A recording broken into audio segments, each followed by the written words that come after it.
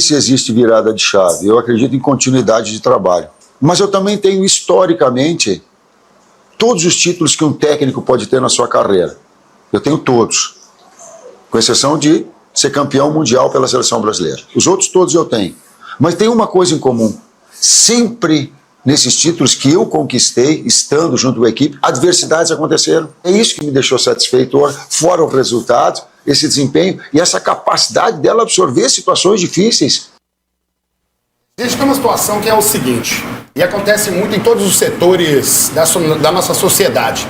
Narrativas. Você ouve o cara fala bem, o cara pode te convencer se ele está certo ou se ele está errado. Mas você tem o direito de discordar dele, como eu discordo do senhor Adenor. Senhor Adenor, o senhor simplesmente atrapalhou a forma que o Cruzeiro jogava com o Jardim. O time não tem agressividade ofensiva. O time é um meio-campo que fica exposto. E eu vou respeitar os jogadores do Betim, vou respeitar os pais de família que ali estão, trabalhadores que ali estão. Mas o time que você tem em suas mãos era para ter saído dali com um resultado muito mais elástico. Aí o pessoal fala assim, mas o Wanderson perdeu um gol debaixo do gol. Mas teve uma jogada ali onde o frame atrapalhou o impedimento nessa situação. Situações que acontecem no futebol e realmente adversidades acontecem. Só que a forma com que o Cruzeiro joga com o senhor Adenor, é a forma que o cruzeirense não gosta de ver o Cruzeiro jogar. Narrativas vão acontecer. A gente pode concordar ou não concordar. Mas você não está com a razão e eu não concordo com uma palavra sequer, apesar de você falar e ter uma oratória muito boa. De um lado, a expectativa de receber o Cruzeiro pela primeira vez em casa. Uma expectativa de público bacana, um jogo tranquilo. Do outro, a pressão pelos últimos resultados. Acho que o Cruzeiro tem que fazer o mínimo, honrar essa camisa, o jogador honrar a camisa, né, e entrar com raça e força e ganhar o jogo. Tinha gente também com o coração dividido nessa história. Eu, como cruzeirense, sou cruzeirense. Mas vai torcer pro Betinho hoje? Torcer pro Betinho. Cruzeirense vai torcer pro Betinho Cruzeirense vai Betinho. Vai ficar dividido, mas tipo assim, sai um gol de um todo. Tanto comemora dos dois lados, né? Dos dois lados. O jogo foi das adversidades. Um chuvão que caiu em Betim. O campo que estava com barro para todos os lados. E uma dor de barriga inesperada.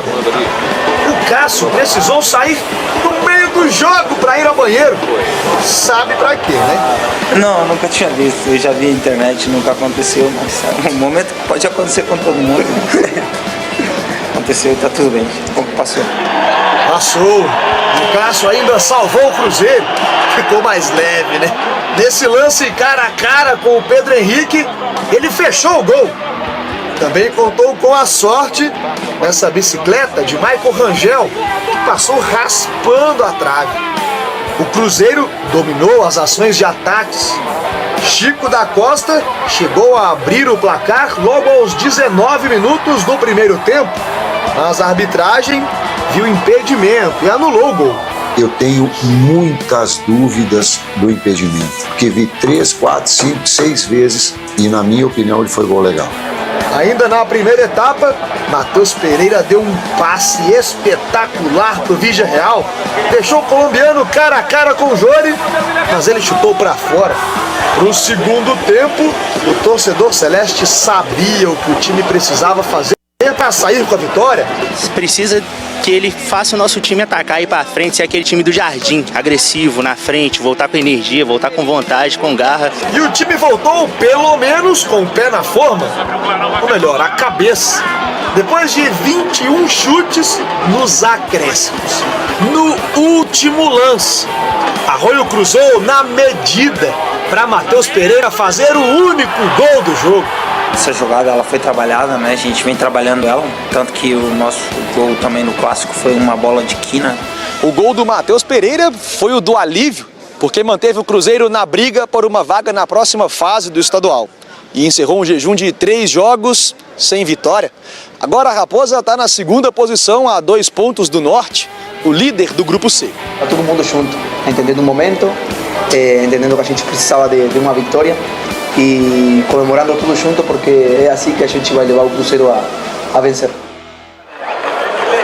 Arena Veracruz, lotada. Tá aí, meu caro Gão. o palco do jogo. E apenas antes de começar o comentário, apenas uma informação sobre esses problemas intestinais. Eric Doer, um jogador do Tottenham, uma vez também teve um problema intestinal, teve que sair para poder também dar uma aliviada, voltou, foi o melhor jogador em campo e inclusive postou o troféu ali em cima do vaso dentro de casa. Isso é informação verídica, tá, gente? Jogava pelo Tottenham. Bom, tá aí o gol que o pessoal falou sobre o Chico da Costa, aonde o Tite questionou bastante.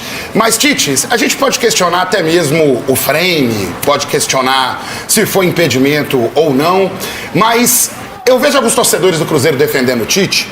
E primeiro que até agora eu não pedi a cabeça do Tite no programa. Então quem me abordou na rua e falou sobre isso mentiu, porque eu não pedi a cabeça dele aqui no programa. Torço para que dê certo, torço para que dê tudo certo para ele, que ele possa corresponder em relação às nossas expectativas. Falando nisso, o Gão, tem aqui no nosso chat o Rubens Mota dizendo que quem perdeu os 2 gols na cara foi Messi, foi o Wanderson, não o Tite. Ah, beleza, vamos continuar defendendo então, porque olha só, com o Jardim, a gente criava pelo menos umas 8 possibilidades de gol real a cada jogo. Com o Tite, você pode observar aí, o time fica com uma posse de bola estéril e aí você tem 3 chances que os caras realmente não podem perder.